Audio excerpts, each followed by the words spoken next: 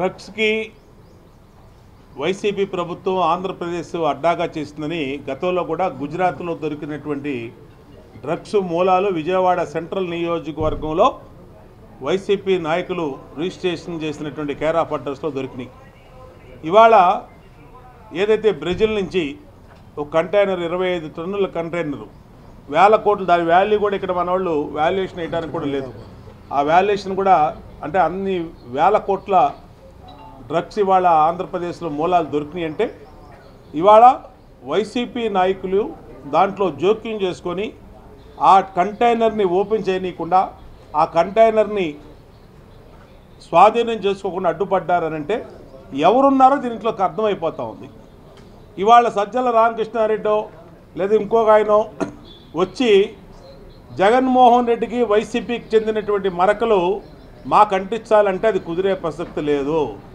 ఇవాళ ఇన్వాల్వ్ అయింది CBI enquiry. CBI వాళ్ళు ఇంటర్పోల్ వరకు తీసుకెళ్లారు మన ఆంధ్రప్రదేశ్ ఘనతని. డ్రగ్స్లో ఇంటర్పోల్ వాళ్ళు అరెస్ట్ చేసే పరిస్థితికి వచ్చిందంటే ఎంత మాఫియా కింగులు, డ్రగ్స్ కింగులు మరి వాళ్ళ ఆంధ్రప్రదేశ్ని రూల్ చేస్తూ ఉన్నారో అర్థమవుతూ ఉంది.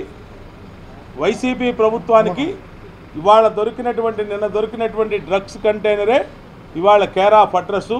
ఆల్రెడీ గంజాయి వేల ఎకరాల్లో సాగు చేస్తూ ఉన్నారు.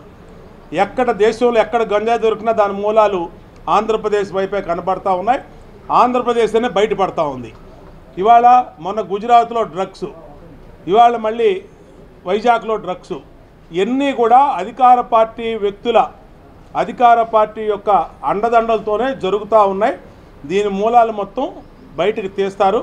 ఖచ్చితంగా ఇంటర్పోలు అలాగే సిబిఐ ఇంతమంది ఇన్వాల్వ్ అయినాక ఈ వాస్తవాల్ని ఎన్ని దాయాలన్నా దాగలేరు. ఇవాళ ఆ మరకల్ని మాకు అంటించాలన్నా ఆ మరకలు అంటూ అధికార పార్టీ వైసీపీ సమాధానం చెప్పాలి.